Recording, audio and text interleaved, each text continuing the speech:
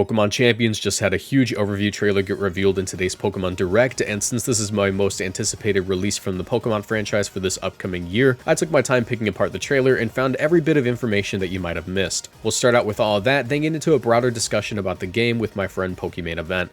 If you enjoy, leave a like, subscribe, check out the Patreon, become a YouTube member, do whatever, let's just get into it. Let's get this one out of the way. Pokemon Champions releases in 2026, not right after the World Championships as many people were hoping for, so it seems we have yet another year playing Pokemon Scarlet and Violet for the competitive circuit. What rule set will they jump to next? We have no clue. We also have no idea if the game will be completely free to play or have a price tag on it, but if they do go with the free to play route, we should expect some sort of paid customization in the form of outfits and probably ball throwing animations. Opposing Pokemon now have their percentage of HP remaining displayed for you to see so you can more accurately determine if your next attack will KO it or not. This is something we originally saw with Pokemon Showdown as a mod made to make the game more readable and easier to practice with, so it's really cool seeing the Pokemon Company adopt this. What's really important about the percentage showing is that it's a way to help you gauge the remaining HP without showing the exact numbers, keeping the opponent's EV spreads just as hidden as if the percentage weren't visible at all. Something we got confirmed that people thought would never happen is that Pokemon can now be trained simply by sliding around some stat bars. Also, the EV system has been completely replaced with the stat point system. This is a far more intuitive system that makes it easier for incoming players to know what's going on with their stat investments. In Gen 9 and previous games, Pokemon had a total of 508 EVs that could be invested across their stats, with the maximum possible investment per stat being 252. At level 50, the first 4 EVs gave the Pokemon an extra point in the stat, then every 8 from then onward gave them a point each. That's a little bit complicated, so this new system simplifies this by simply giving each Pokemon a total of 66 stat points to be invested across their stats. Each point directly correlates with the stat point, so with a maximum investment of 32 per stat, we end up with the exact same maximum stat value, since the extra total points given from 252 EVs was just 32 anyways. What is perhaps the biggest change that the trailer showcased but didn't point out directly was actually that this new system causes you to get an extra point in whatever stat you want. So this new system is effectively the same as having 512 EVs rather than 508. To train your Pokemon, you'll have to use victory points, but these victory points are awarded through just playing the game and cannot be directly purchased. That means that at this time, there seems to be no pay-to-win elements in Pokemon Champions. As far as how you get Pokemon, you can either connect directly to Pokemon Home to use some of your old favorites in this game, or you can permanently recruit Pokemon in the game for 1,000 victory points. There's also the option to temporarily recruit Pokemon for free for 7 days, but you won't be able to retrain these Pokemon, and you'll be stuck using whichever moveset and stat spread they came with. At the moment, we have both singles and doubles battles confirmed with 10 minutes in your time, but the match timer has yet to be revealed. We can only hope that they bring back the 60-minute match timer as an option for private matches, so 6v6 games can actually be played for the first time in 2 generations. Although technically 6v6 matches have yet to be confirmed at all, but it feels safe to say that they'd never remove their original format from the games. We also have had no hard confirmation that moves can have their PP increased, but there's no shot that that would be removed either. Held items also aren't shown directly, but they are confirmed from the BattleBox UI. Some smaller things that we can note from the trailer is that Pokemon types are now shown on Team Preview to help familiarize new players with Pokemon that they may have not seen before, and there's 2 brand new terms for the effectiveness of attacks, with moves that deal 4 times damage being called extremely effective moves, and moves that deal 4 times resisted damage being called mostly ineffective moves. At the moment, every Pokemon in the game's overview trailer is already available in Pokemon Scarlet and Violet, but we should expect to see more as Aegislash was shown in the first trailer and is not currently in Scarlet and Violet itself. With that, we've covered everything that we know so far, so let's get into the broader discussion on the game. Feel free to leave this on as sort of a podcast. Alright, we got to see that new Champions trailer, and I'm pretty satisfied with the info we got, other than the fact that I have to wait till next year.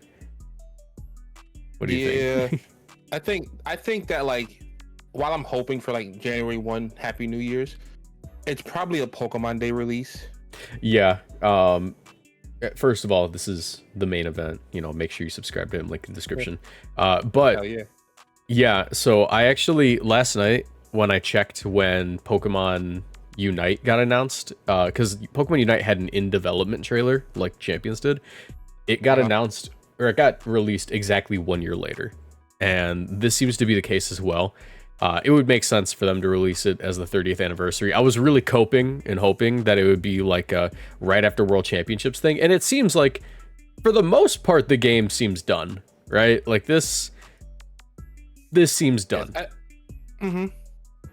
And now it's just a matter of them like ironing everything out, getting the infrastructure, like the online stuff figured out. But we have a lot to talk about.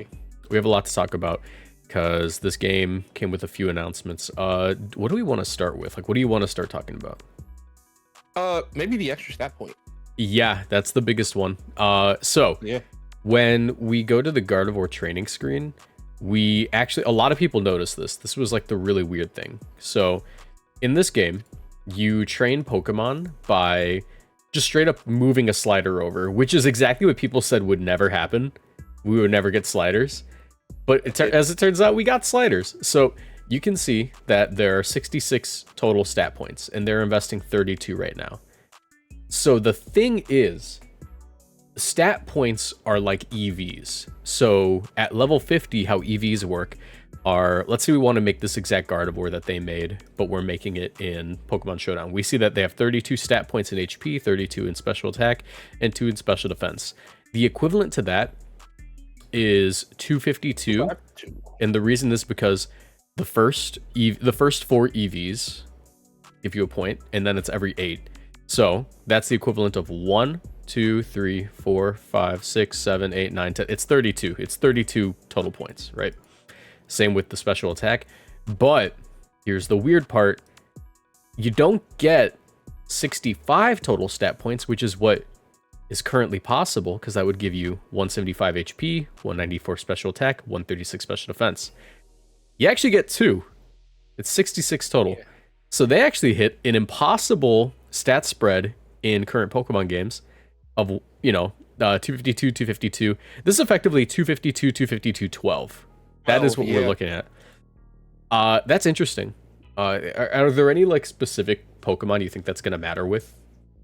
I think it will matter for like the ruins, for example, like Chien-Pao, Chi-Yu and them, because I think that'll change the way the stats get calculated.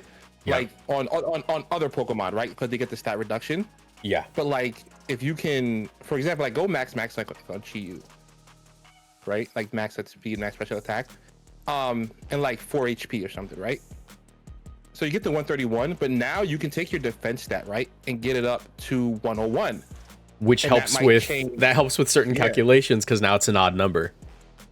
Yeah, exactly. Like I think it affects like Surging Strikes rolls on like everything. Yeah. If you decide to go on defense. I think it's really weird like that. Which Pokemon? Like it's specifically Calyrex Shadow. No, it's Chien-Pao specifically that has to run the 4 defense to live the Surging Strikes, right? More effectively. Yeah. But now it can run 12 defense. Yeah, and like you will live it like probably guaranteed? Maybe I'm not sure if the 4 makes it guaranteed. I can't remember, but like that matters, right?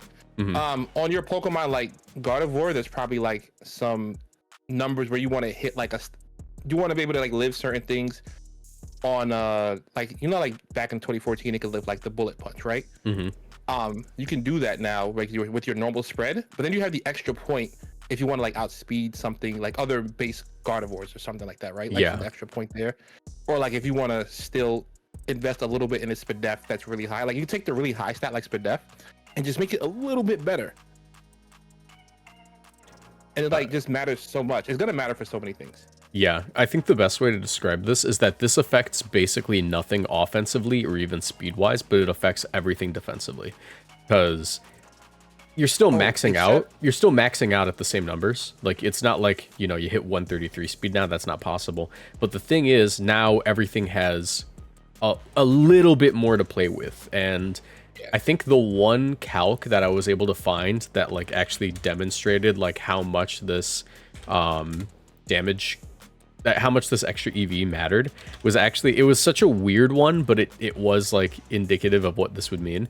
But if you take like a Calyrex Shadow Rider, and I just went with a Bayonet because I'm like, whatever, right?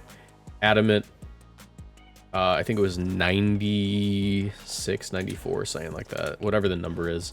I think it was 92, yeah. And I gave it Shadow Sneak, right? So that's like a roll to KO Calyrex Shadow Rider, right? Actually, I wanted it to be 252. Okay. And And then now we invest so right now it is a 62% chance to Oko. And let me get that down as low as possible without changing the roll. Here it is. So 212 attack. This is a 62.5% chance to Oko. And then if you get like the extra little bit of defense from Pokemon Champions, that turns it into a 43% chance to Oko. 43 and 60 accounting for your 4 HP. Yeah, 43 and 62 are very different numbers. Yes, that's vast. That has like an 18% more chance to live. Like it goes from like not in your favor to in your favor by a wide margin. Like it's a big swing. Yeah. So that's like the biggest thing with this extra thing. So we just had to. I think it helps mons like Incineroar too, who like invest completely in their bulk, but now can have 1 extra point in speed or 1 extra point in attack for flippers and knock off. Yeah, it's really going to be interesting. Yeah, exactly. So everything gets very marginally bulkier, and we're gonna have to rethink our calcs, just slightly. So that's really big. Notice the way that you train things is it costs VP. So VP, I don't think they tell you what that stands for. I'm actually really curious. Victory points. Victory points. Okay, so here's the best part. This game is not pay to win. As far as we can tell, not pay to win. Because you cannot buy VP. Victory points can be gained through ranked battles and other places in Pokemon Champions. You'll need VP to recruit and train Pokemon. VP cannot be directly purchased, so keep battling and gaining VP to power up your team and even more. I think they showed about how much VP it costs to like fully train something. So we can see like 3,000 something. Yeah, so we can see that it costs 64 VP to max out a stat, right? Which and doesn't then seem very high. No, especially since they have 4,000. Yeah, so 64 VP to max out a stat. You do that twice. I'm getting my calculator out. I'm getting my notations. Okay, so it was 64 for every 32. So 64 divided by 32, that's 2 points for every stat, right? So with 66 in total, that is 132 to fully train a Pokemon, but then it also costs to change the nature. Yeah, the nature, I forget how much it costs. It was 200, so let's add 200 to that. So now it's 332, and then it is 400 for nature, so plus 400, and it's 100 for every move, so plus 400 again. So the maximum it'll cost you to completely overhaul a Pokemon should be 1,132 VP. We have no idea how much the game pays out. Go a couple frames up. Go a couple frames up, because pretty sure they gave like another like number. Yeah, they got 3K somewhere. Oh no, so, that's after spending the 764. That's your new bank account. That's your bank statement. That's your bank statement, bro. Okay. So it should be. That doesn't seem expensive at all. Yeah, I mean, it sounds expensive because of how big of a number it is, but we have no idea how much it pays out. Like the economy of this game depends on what we get for winning battles. But you get basically the way I think it'll work is that, like, I think the way we go do online battles now, right? Master Ball, Great Ball, all that stuff. I think that entire online section gets ripped out of the mainline games and put here, right? So picking battle rules for your opponent, which is what I think is going to be for VGC, like what we use going forward once it comes out as well. So we'll have the ranked season, Master Ball, and if they continue to just give us 100K for making Master Ball tier, then that'll be like easy to do. With just 1K points. Like you can get 10 Pokemon done. Like that's pretty good. Actually, 100K divided by 1132 should be around like 90, right? Yeah, that's 88 separate Pokemon if they pay 100K per season. I don't even think it's going to be just that. I'm pretty sure you'll just get it from winning a match. Like it's probably going to be like 1,000 for every match that you win, right? Yes, and even if like it's 500 for every match you compete in. Yeah, even if they give you pity points, like, oh yeah, you lost that game, but here's 100. You know, lose 10 matches in a row, that's a new Pokemon.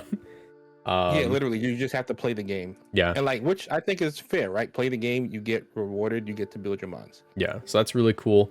The recruitment system. So they did tell you that in Champions you can bring in Pokemon from Pokemon Home. That's really big. We knew that. But also there's a recruitment system, so you can use your VP to recruit Pokemon from their selection. These are basically rentals, right? And you can either permanently recruit it for, what was it, like 1,000 VP? Yeah, it was like 1,000 VP for a permanent recruitment. So basically that's just yoink, that's my Pokemon. Or you can just try it out for a week, but you can't retrain them, which is kind of a big downside. Yeah. I think the trial recruitment is just to give you a chance to try stuff out, but like I'm pretty sure like you probably can't use those. You won't be able to use those for like official events. You probably won't be able to use them. Probably be like a casual ladder kind of thing.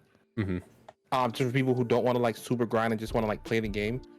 Yeah, it'd be really cool if they have like, how would I explain this? It'd be really cool if they had limited run events where it's like you can recruit a Namorous Therian for, 5,000 points if you win this. I don't know, like, remember like Mortal Kombat's like towers? Like, what if they have like towers like that? You just do the battle tower stuff. Yeah. I don't know. I could see that being a thing where it's like, if you beat this very challenging battle tower, you have the opportunity to recruit an Namorous Therian, which is like one of the rarest Pokemon you can get. It's one of the hardest. You can only get it in one game, and you get it once per save file. So stupid. Yeah, but I think that'd be cool, like being able to basically compete and win the Pokemon directly, so you don't actually have to spend points while also earning points. Yeah, like that could be really nice. We did see that there's casual, private, and ranked battles. We have that right now. It's just directly challenging your friends playing casual or playing ranked. We have no confirmation if there's 6v6, but I think it'd be kind of weird if they didn't have 6v6. I'm pretty sure they're gonna have 6v6, right? There's gonna be custom rules. The thing though is that like in the actual trailer, everything regarding singled, the person would pick 3 and they would not pick another mon. Yeah. So I mean, yeah, there's a maximum of 3 right here. So it's not a great sign, but they've never in every single trailer for any like online Pokemon, they've always done 3v3, but 6v6 has been an option. So I'm not really concerned. Your time is still here. 9 minutes, 58 seconds. I'm personally hoping that they revert it back to an hour game time. So 6v6 can play on this game, Yeah, I do hope they give them that workaround, like where they can customize the rules so they can just bring all their mons and then play on an hour timer. Yeah, because that was like really annoying in previous games. Because I think it was we haven't had 6v6 singles be like playable in game without like a crap timer since like Generation 8, or Generation 7. Because in Gen 8 they changed it to 20 minutes max. But yeah, 20 minutes is really short for singles for 6v6. Yeah. Also, there's new text. So, Moonblast is ×4 effective to Hydreigon because it's Dark and Dragon type. Now it's extremely effective. Which is a star. When it sees the extremely under the Moonblast and goes, dude, what's about to happen to me? Yeah. What do you mean extremely effective, bro? Also, there's, I believe it's like, the 4x resist is called something else. I forget. I'll probably say it in the intro. Like, yeah, super not effective. Yeah, it's mostly ineffective. That's what it is. It's mostly ineffective. Yeah. So, which is kind of funny wording because it's like not very effective. Makes sense. Oh wow, that was a pretty weak move. Mostly ineffective implies that it's like, yeah, that did nothing. Slightly effective. Yeah, it did nothing, bro. But yeah, we also, every Pokemon that they showcased for Pokemon Champions in this trailer is already in Scarlet and Violet, so we have no confirmations of non-Scarlet Violet Pokemon in the game. I would imagine on release, the Pokemon Champions roster will be smaller than Scarlet and Violet's after all the DLC and stuff. But is there anything else to talk about? Do you think it'll be smaller? I think on release, Champions is definitely going to have a smaller roster, and then they'll add to it slowly. You don't think it'll be like how big do you think Legends ZA roster will be? Oh, sorry, I was talking about Scarlet Violet. Legends ZA roster is going to be small. Yeah, but because I think it might. Well, in that case, then yeah, I think it'll match ZA's roster. Yeah, I could see that being a thing. Probably, I mean, it's going to be beyond ZA's roster. I mean, like, ZA probably won't have, like, Sneasler and Archelodon in the same way that Legends Arceus didn't have, like, freaking Dragapult. Yeah, that's true. So I'd imagine, I'd imagine it's going to be sort of like a mixture of the ZA and Scarlet Violet roster, which is really cool. Because a lot of the Pokemon left out of Scarlet Violet are Gen 6 Pokemon. So it's probably just going to be like, there will be some Scarlet Violet Pokemon not in the game, there will be some Legends ZA not in the game, and then eventually we'll get updates and stuff. So that's really awesome. This screen looks very Reg H, low key, now that I'm looking at it. It does. You know, one thing I really hope they do is change the lighting in the game. I'm not a fan of the lighting. It's very Pokemon BDSP right now. BDSP. I do think that it'll be much more polished than released, which is why it's not coming out right now.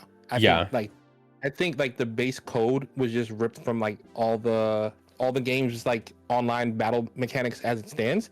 But I think all the actual graphical fixes and stuff like that is what they're in animations or what they're going to be working on until the release. Yeah, that's what I'm hoping for too.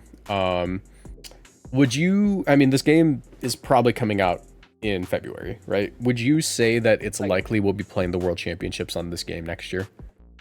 I think it's very possible. Obviously unrelated, but the fact that they were willing to allow Worlds to be played on the Switch too lets me know that the competitive Pokemon circuit is willing to make a sweeping change like that. Yeah. And obviously from Champions to Worlds is a bigger gap than the Switch 2 release to Worlds. So, and this is a completely new piece of like hardware versus like software that can be bug fixed instantly. Whereas Switch 2 hardware, if it's like not compatible or doesn't work, they have to wait until they just make new Switches. Yeah. The actual software for this game, you can release patches weekly, monthly, anytime you want to fix it.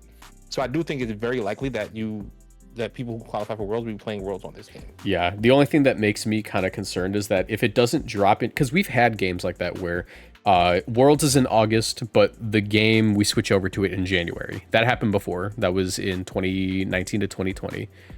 I'm pretty sure it was in January we started playing Pokemon Sword and Shield, where we still had like some restricted format, Ultra Sun, Ultra Moon stuff prior to that. That is not unprecedented. We've done that before.